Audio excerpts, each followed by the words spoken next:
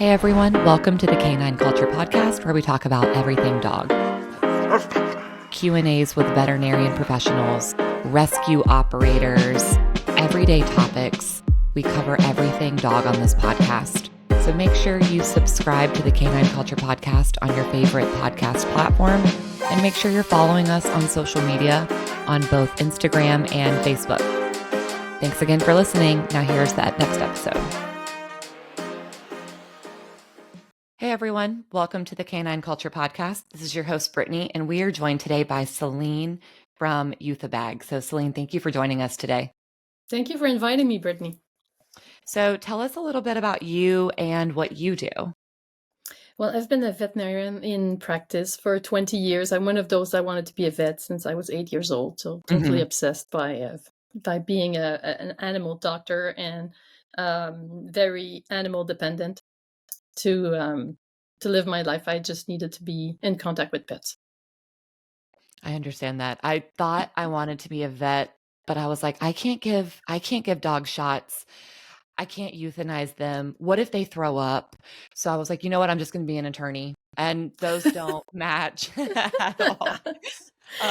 But sometimes I'm really like, should I have just gone to vet school instead? I know.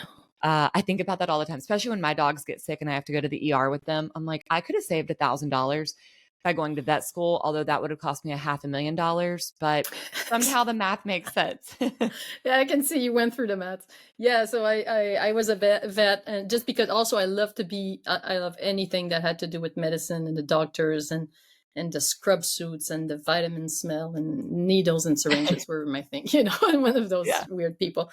And then as I became a vet and realized my child's dream, I had to face the euthanasia process with my clients that I was not prepared for it at all. Like just to share, we have not had 1 minute of training at vet school. So we spent 4 hours learning about radiographs and all kinds of crazy bacteria and fractures and so on. But nobody told us anything about euthanasia. So I had to figure it out on my own, dealing with people that, it was the only thing that they had left in their life. And, so many tragic stories, or just normal people with normal stories, but it's a very delicate moment. So I had to all improvise that.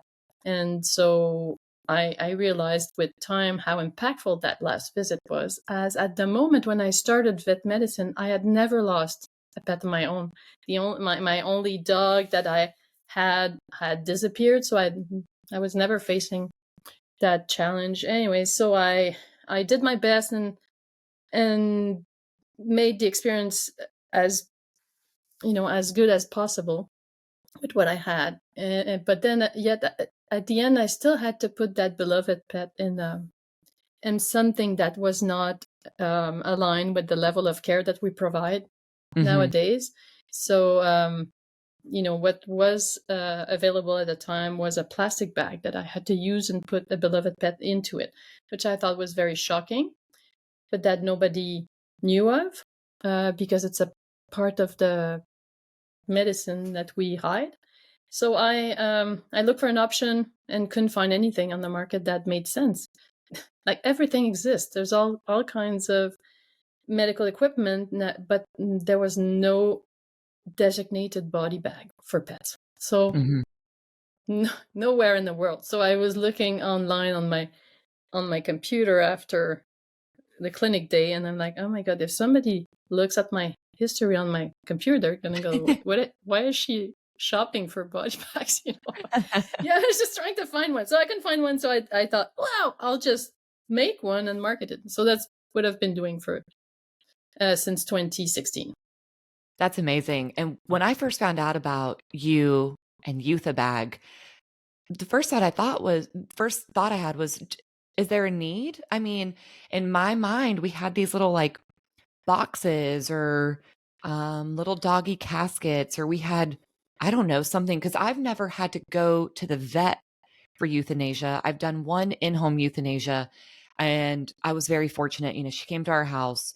She kind of brought like a little basket, took our dog to be cremated. And so it never occurred to me that nothing existed on the market. And so, just things you don't know. You don't know what you don't know. And so hearing about Euthabag, I've actually told a few people about it. Same sentiment. They're like, well, do we need that?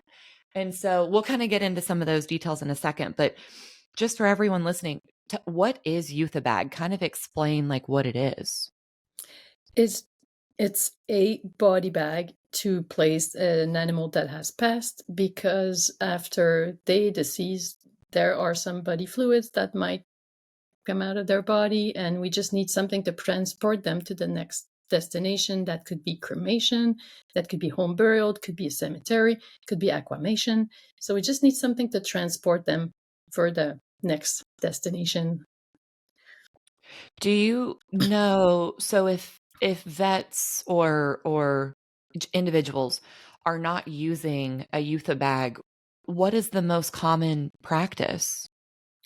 At Still, at the moment, the most common is a plastic bag that some people in the US call contractor bags. They're just heavy plastic bags. Some people use garbage bag. Oh, wow. It's just been what's been available for decades, and no vet team member likes that, but it's the kind of thing that, everybody does it. That's what we've been doing. So this is what Right. we do. So I'm just a bit of a disruptor here, just because as an animal lover and somebody that values the bond that we have with our pets as something that nothing can replace and that I have so much respect for, I dedicate my life to. So I just thought, no, I can't put something, it's not in line. And Mhm. it provoked a turmoil in me, and I thought, I don't need this. But being a veterinarian is hard enough. I don't need to be feeling bad putting this Right. animal into that bag. Yeah, I mean, they're a family member, and I can't imagine putting a family member into a plastic bag. The very last thing that you do, you know? Like, if Yeah, you really sit here and think about it, it's like, that's actually kind of crazy that that's been common practice, and it still is common practice until we kind of change our thinking around it. And like you said, disrupt the norm, which is what you're doing right now. I mean, we have to just for dignity, just for respect. So I think what you created is fantastic. And I know before we jumped on air, we talked about this is a part that we don't want to talk about with dog ownership. We don't want to talk about death and the things that happen after death or even right before it, but it's inevitable. And so it's something we have to talk about. So, exactly. And it's also now, I see it as a ritual as well, or something of a very high symbolic. Just because you take care of that pet, you protect him, you nurture him all of his life, and then there's a separation and you're not with him anymore. And this is really hard for us not to be present with them. So with that Euthabag, the body bag, now we can write something that is special to our dog or our pet on it, like just some words or an image, some drawing, and then you feel you're with him for the rest of the journey, and you're just mhm. honoring his memory. Yeah, so one of the features I like about Euthabag is the fact that you can customize it, whether it's the adults in the family or even the children being able to maybe like color a little picture and being able to really speak to your child about death. Like Fluffy's not coming back, but he's okay. And so I think you've also opened that gate for us to educate the younger members of our family, the children of our family, of what's happening, how does death work, what's going to happen. And so I love that feature about the Euthabag that you can customize it, draw on it, do a tribute. What are some of the other like top features of the Euthabag? So number one for us was the leak proof. So no body fluid or anything can come out of it. It's very important for transportation. Mhm. Then it's easy to insert the body in, which was not the case before with the plastic bag that open on the short side. So it comes in. It has a zipper enclosure. So we Mhm. open it, and then we can just slide our pet with just respecting his dignity and protecting. Um, that, and then it's got some handles, so if you would need to transport it to another place, or where you don't have a stretcher or anything else, then you can uh, handle it more easily. It's made with recycled material. It can be cremated, it can be buried as well. It's not biodegradable because it's important to keep the body in safely, as otherwise when you bury your pets, some other pets can dig him up and potentially get intoxicated, or also what we use to euthanize pets could contaminate the soil or the water. So it's all keeping it inside. So it's those are the features that were lacking on the market that made it very difficult for us to deal with that moment. Mm-hmm. And one other thing that you guys offer on your website for Euthabag are resources, and it looked to be resources, whether it's anticipatory grief or just grief in general. What are some of those like resources that you would like to highlight? Also, I find the most difficult thing for pet parents is to decide when, and they Yeah. deal with a lot of guilt. So we have a quality of life questionnaire to assess, to really have more perspective on what's happening with his quality of life. So, and we also have some pain scales to interpret their body language. So often I hear as a vet, well, he's not in pain, he's not crying. Oh no, that's not the case Right. at all. Pets don't cry.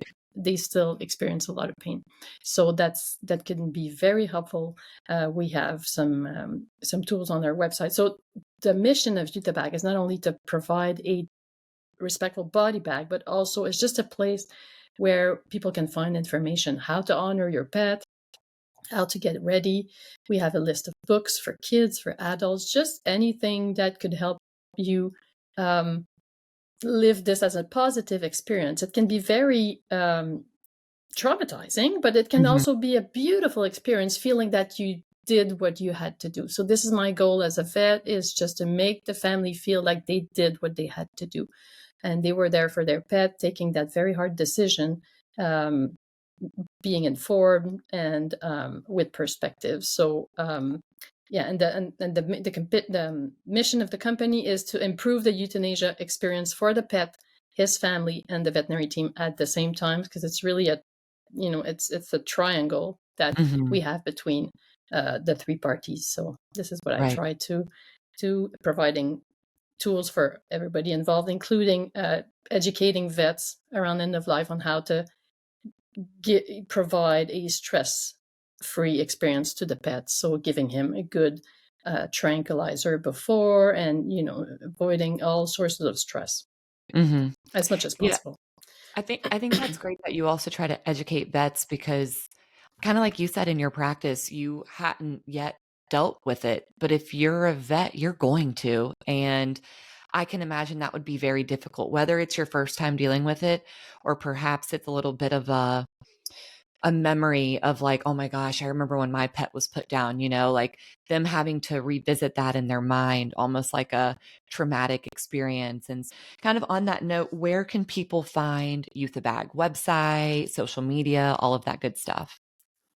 Yeah, all of that. We're on Instagram, on Facebook. We have a website also that we update all the time. It's euthabag.com, euthabag.com.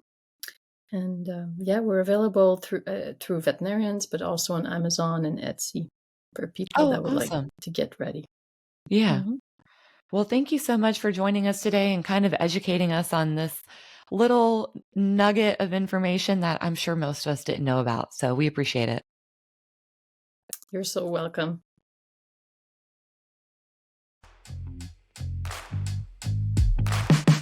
Thank you for tuning in to the Canine Culture Podcast. Please make sure you subscribe to the Canine Culture Podcast on your favorite podcast platform, and make sure you're following us on social media.